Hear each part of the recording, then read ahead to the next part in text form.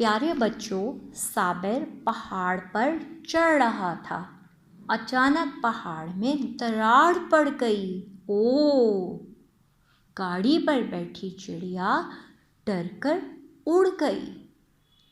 पहाड़, दरार, गाड़ी और उड़, इनमें आपको एक आवाज़ सुनाई दे रही है जो कि आवाज़ है ड़ की।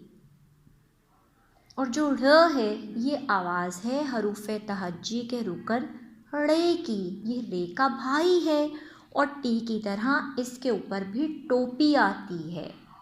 देखा आपने? रे रे कहता है ड़ ड़, जिस तरह आपको सुनाई दे रहा है पहाड़, दराड़, गाड़ी और चिड़िया। क्या आपको कुछ ऐसी चीज़ों के नाम आते हैं जिसमें आपको ये आवाज़ सुनाई दे, ड़ की आवाज़? ज़रा सोचिए, पहाड़ कैसे होते हैं? अगर आप साबिर की जगह होते तो क्या डर जाते?